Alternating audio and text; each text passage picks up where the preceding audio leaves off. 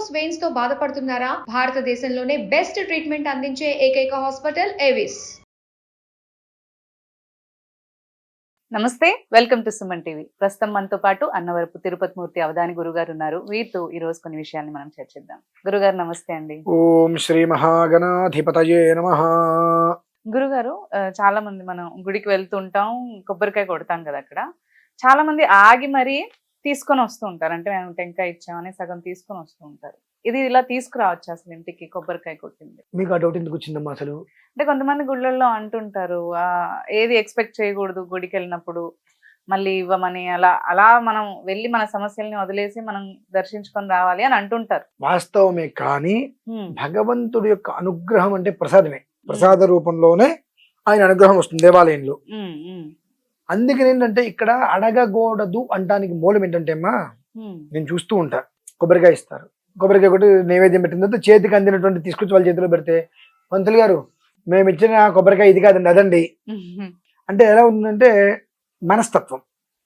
ఇంత పెద్ద కొబ్బరికాయ ఇచ్చారనుకోండి, కొట్టి నైవేద్యం పెట్టిన తర్వాత అక్కడ చేతికి చిన్నది ఏదో కొబ్బరి ప్రసాదంగా ఇస్తే, పంతులు గారు మేము ఇచ్చింది ఇది కాదండి అదండి అంటారు. అదే వాళ్ళు చిన్న కొబ్బరికాయ ఇస్తారు, అది కొట్టినంత పెద్ద కొబ్బరి చెప్పి చేతికి వస్తే తీసుకొని వెళ్ళిపోతారు.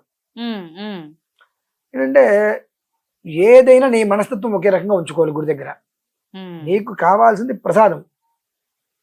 అంత పెద్ద కొబ్బరి చెప్పి వస్తే ఇంటికి 100 మందికి పెట్టవుగా, చిన్న కొబ్బరి చెప్పి వస్తే నువ్వు ఒక్కదానివి తినవుగా. ఏదైనా 2 ముగ్గురికి 4 పంచుకుని తింటారు. నువ్వు సమర్పణ చేసేసావు భగవంతుడికి. పూర్ణ ఫలం అంటారు కొబ్బరికాయ అంటే, పూర్ణ ఫలం. ఆ పూర్ణ ఫలాన్ని భగవంతుడికి నువ్వు సమర్పించేసేసావు. ఆయన దగ్గర నీకు అనుగ్రహంగా ప్రసాదం వచ్చింది. అది ఏది వస్తే నీకెందుకు?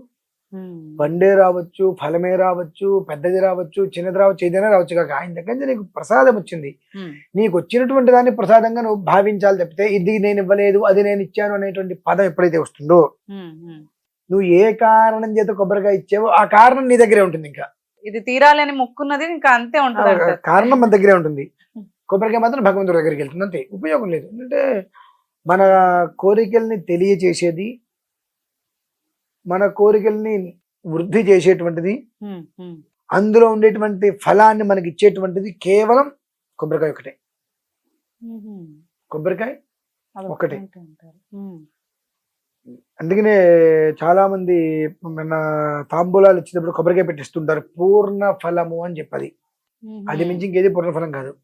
మన తెలంగాణలో ఎక్కువ మందికి కొబ్బరికాయలు, అరటిపళ్ళ కన్నా కొబ్బరికాయలు ఎక్కువ పెట్టిస్తూ ఉంటారు. ఎందుకు ఇస్తారు అని అంటే, ఆ పూర్ణ ఫలం లాగా ఎప్పుడు నిండుగా ఉండాలి అని.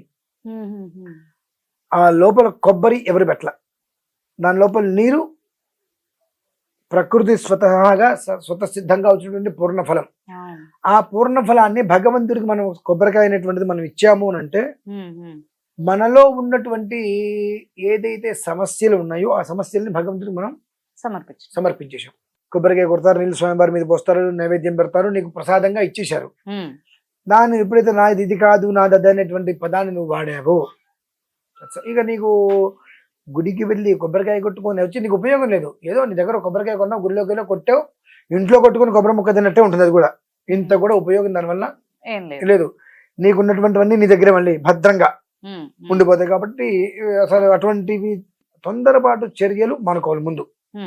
2, నిజంగా అమ్మా, మనం ఏదైనా ఒక కోరిక కోరుకున్నప్పుడు కొన్నిసార్లు కొబ్బరికాయ కొడుతుంటే వెంటనే సద్య కాలంలో ఉంటే స్పాట్లో అక్కడికక్కడే అది ఏమిటి విషయం చెప్పేస్తుంది. కొబ్బరికాయ కొట్టినప్పుడు పువ్వు వస్తే అవును నువ్వు కోరుకున్న సంకల్పం నెరవేరట్లే. అవును అంటారు, పువ్వు వస్తుంది నెరవేరట్లే. అదే కొట్టినప్పుడు కుళ్ళిపోతుంది కొబ్బరికాయ. ఈ అక్కడ మీరేమైనా కుళ్ళిపోయింది, కుళ్ళంతా పోయింది. మనం గమనించుకోవాల్సింది. కొబ్బరికాయ కుళ్ళిపోయిందని అమ్మ ఇక తల పెట్టేసుకుంటారు, మొహం మాడిపోతుంది, వెంటనే కొబ్బరికాయ పోయింది, ఏదో ప్రాబ్లం వచ్చేస్తుందని ఫీల్ అయిపోతూ ఉంటారు. పోయింది అంటే అది మొత్తం పోయినట్టే కదా. నువ్వేమనుకున్నావు లోపల, నాకు ఈ కష్టాలను ఈ సమస్యలను పోవాలని చెప్పి మొక్కుకున్నావు. కొబ్బరికాయ కుళ్ళిపోయింది అంటే ఆ లోపల ఉన్నటువంటి ఆ కుళ్ళు కుతంత్రం దోషాలన్నీ పోయినాయి కదా బయటికి.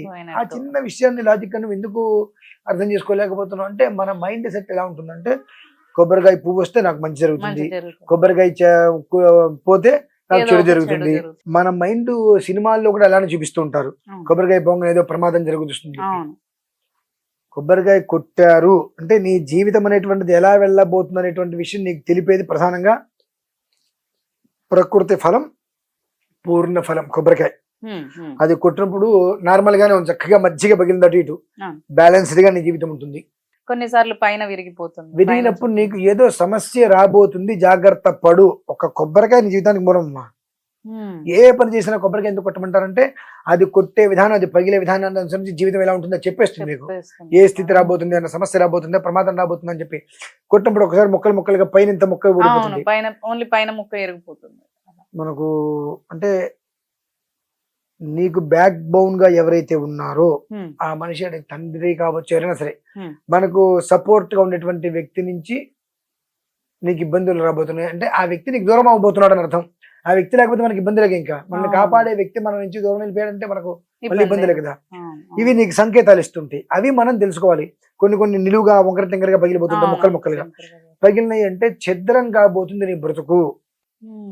మెలకుతో ఉండు, ఆచి తూచి వ్యవహరించు, గుడ్డెద్దు చేలో పడ్డట్టుగా ఎవరు ఏం చెప్తారు తెలకాయ ఊపకు అని చెప్పి 6th సెన్స్ అన్నట్టుగా భగవంతుడు ఆ కొబ్బరికాయ నువ్వు కొట్టినప్పుడు నీకు ఏదైతే నీకు గీత అనేటువంటిది ఏ రకంగా ఉందో నీకు అక్కడ తెలియజేస్తాడమ్మా. మీరు కొంతమంది ఏ రకంగా అటు చూసుకుంటున్నా మజ్జిగ పగిలి చక్కరని ముక్కలు అవుతాయి. కొంతమంది జాగ్రత్తగా అది మజ్జిగ పగలాలని కోరతారు, తేడా పగులుతుంటుంది. నువ్వు ఇలా పగలాలని కొట్టద్దు, నువ్వు కొట్టాయి. నీ జీవితం ఏ రకంగా వెళ్తున్నటువంటి విషయం అది పగిలే విధానాన్ని అనుసరించి నీకు అర్థమవుతుంది. అది నేను ఎన్నోసార్లు నాకు అది స్వానుభవాలు చాలాసార్లు గమనించా, ఎన్నో అనుభవాలు అవన్నీ. కాబట్టి ఆ కొబ్బరికి చక్కగా 2 ముక్కలుగా వచ్చింది, మంచి జీవితం అలానే నీకు ప్రశాంతంగా బ్యాలెన్స్డ్ గా ఉంటుంది. పువ్వు వచ్చింది, వృద్ధి చెందుతున్నావు. కాయ కుళ్ళిపోయింది, నీకు ఏదైతే సమస్య అనేటువంటి దాంతో నువ్వు సతమతమవుతున్నావో ఆ కుళ్ళు మొత్తం పోయింది. నీ మీద ఏడుస్తున్నారు ఎవరైనా అనుకుంటే ఆ ఏడుపులన్నీ కూడా దాంతో బయటికి పోయినాయి. ఇది నువ్వు అర్థం చేసుకునే విధానాన్ని అనుసరించే థింకింగ్. నెగిటివ్ థింకింగ్ అని పాజిటివ్. నువ్వు పాజిటివ్ గా చూస్తే ప్రతిదీ నీకు పాజిటివ్ గానే కనిపిస్తుంది, నెగిటివ్ వాళ్ళు చూస్తే నెగిటివ్ గా కనిపిస్తుంది. మన కడుపును పుట్టిన పిల్లలు కూడా మనకు నెగిటివ్ గానే కనిపిస్తారు. కాబట్టి ఏంటంటే నీ ఆలోచన ఏ రకంగా ఉంది, భగవంతుడి విషయంలో నువ్వు ఎలా ఆలోచిస్తున్నావు అనేటువంటి ఒక్క విషయాన్ని నువ్వు దృష్టిలో పెట్టుకో. విచిత్రం చెప్పంటారండి, ఒక చెంబు నీళ్ళు లోపల గుడికి తీసుకెళ్తే అవి తీర్థం అవుతున్నాయి, అన్ని బియ్యం తీసుకెళ్తే అక్షతలు అవుతున్నాయి, అంత బూడిద తీసుకెళ్తే భస్మం అవుతుంది, అంత పరమాన్నం తీసుకెళ్తే ప్రసాదం అవుతుంది. అంటే అన్నీ మారుతున్నాయి, కానీ ఏది మారకుండా ఇంకా ఆ కుళ్ళు కుతంత్రాలు అనేటువంటివి బాగా జాగ్రత్తగా కాపాడుకొని వాటిని ఎక్కడో పెట్టుకొని ఊడిపోకుండా గట్టిగా ముడేసుకొని ఎక్కడ అది బయటికి వెళ్ళిపోతాయో అనే భయంతో వాటిని కాపాడుకుంటూ, భక్తి చెప్పుల మీద చిత్తం శివుడి మీద అన్నట్టుగా వాటిని కాపాడుకుంటూ ఎన్నిసార్లు గుళ్ళోకి గోపురాలకు వెళ్ళి బయటకు వచ్చినా మారంది ఏదైనా ఉన్నది అంటే అది కేవలం మనిషి. వాడు మాత్రమే మారడు, మార్పు తెచ్చుకోడు. ఇవన్నీ మారుతున్నాయి, ప్రతి ఒక్క ఐటమ్ మారుతుంది. మీరు ఇంట్లో పరమాన్నం అంటారు, ఆ గుళ్ళోకి తీసుకెళ్తే ప్రసాదంగా కళ్ళగద్దుకొని తింటాం. భస్మం ఆ ఇంట్లో భస్మం పెట్టుకోరంటే పెట్టుకోమంటాం, గుడికి వెళ్ళాం కానీ తీసుకొని పెట్టుకుని నాలుగు తీసుకుంటాం. అంటే ఆ బూడిద భస్మమైంది, నీళ్ళు తీర్థమైనవి, బియ్యం అక్షతులైనవి, అన్నం అంటే ప్రసాదం ఈ పరమాన్నం గుళ్ళోకి తీసుకునే విధంగా పెడితే పాయసం అయింది. ఆ ప్రసాదం కోసం మనం 1-2 సార్లు తినేసేసి చూతురు మళ్ళీ వెళ్తూ ఉంటాం.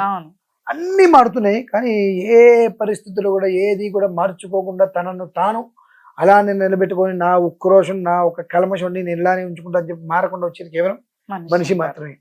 అంటే అటువంటి కుళ్ళు బుద్ధులు మాత్రం మనిషిలోనే ఉంటాయి, ఇంకెక్కడా లేవు. కాబట్టి ఈ కొబ్బరికాయ ఆ మనిషి జీవితం ఏంటారు, జీవితం ఏంటి మీకు ఒక విషయం చెప్తానమ్మా. ఇప్పుడు మొత్తం మానేశారు కానీ పూర్వకాలంలో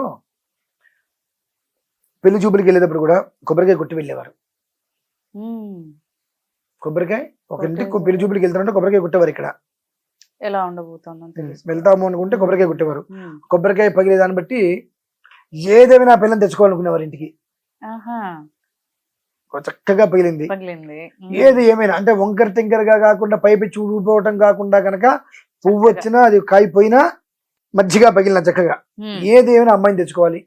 ఆ అమ్మాయిని అనుకున్నాం మనకి ఇంట్లో ఉన్న దరిద్రం మొత్తం పోయింది, ఆ అమ్మాయిని అనుకున్నాం మనకి పంట పండుతుంది, ఆ అమ్మాయిని అనుకున్నాం బ్యాలెన్స్డ్ గా వచ్చింది. ఇట్లా ప్రతిదీ కూడా ఇంటికి ఎవరైనా వస్తున్నారు అని అంటే కొబ్బరికాయ తీసుకురమనేవారు. వారు ఇంట్లో కాసేపు కూర్చుని వెళ్లే ముందు కొబ్బరికాయ కొడితే అది పగిలేదాన్ని బట్టి వచ్చిన వాళ్ళ జీవితం ఎలా ఉండేది. ఆ ఒక కొబ్బరికాయ మనిషి జీవితాన్ని నిర్ణయించగలుగుతుందమ్మా, అంత గొప్పది అది. మనం ఏంటి ఏముంది కొబ్బరికాయ, వీళ్ళు కొబ్బరికాయ తీసుకెళ్తే చిన్న మొక్క ప్రసాదం పెడతారులే, మన ఆలోచనలు అవన్నీ కేవలం కూడా ఇది కాదు అది ఇవ్వండి అని చెప్పి నేను కొబ్బరికాయ ఇచ్చాను నాకు ప్రసాదం ఇస్తున్నారు వద్దు, మిగిలిన వాళ్ళ పాపాలు నాకు ఇవ్వండి, నేను ఇవ్వను, నేను అదే ఇచ్చా. కొంతమంది ఏమో కొబ్బరికాయ కొడితే చేసిన పాపాలన్నీ పోతాయి అనే అదిలో కూడా ఉంటాయి. కొబ్బరికాయ కొట్టాము అని అంటేనే పాప ప్రణాశనం. ఇందాక మీకు చెప్పే కదమ్మా, కొబ్బరికాయ మనం దేవుడికి ఎందుకు ఇస్తున్నాము, మన ఒంట్లో ఉన్నటువంటి అపవాదులు దోషాలను కూడా పోవాలి కాబట్టి భగవంతుడికి పూర్ణ ఫలంగా సమర్పించేశాం. నువ్వు సమర్పించిన తర్వాత నువ్వు ఆ ప్రసాదం కోసం ఎదురు చూడద్దు, అసలు ప్రసాదం కోసం నువ్వు ఎదురు చూడకూడదు అంటారు. ఆయన కొట్టాడు, నివేదన పెట్టాడు, నీకు ప్రసాదం ఇస్తే తీసుకోవాలి, అది నీకు ఏది ఇస్తే అదే ప్రసాదంగా తీసుకో. పువ్వు ఇచ్చాడు పువ్వు తీసుకుని తనలో పెట్టుకో, పండు ఇచ్చాడు పండు తీసుకుని ప్రసాదంగా నోట్లో వేసుకో. నీకు ఏదైతే ఇస్తాడో అదే నీ ప్రసాదం. నాది నాకు ఇవ్వలేదు, నాది నాకు కావాలి అన్నప్పుడు ఇక నీది అని నువ్వు అనుకున్నప్పుడు నువ్వు వచ్చిందే ఉంది అక్కడ భగవంతుడికి, అంటే నీది నీ దగ్గరే ఉంది. అంటే నువ్వు ఆయన దగ్గరికి వెళ్ళింది లేదు, ఇచ్చింది లేదు, నీకు పోయింది లేదు, అన్ని నీ దగ్గరే ఉన్నాయి. అది అర్థం చేసుకోవాలి. ఓకే, ధన్యవాదాలండి.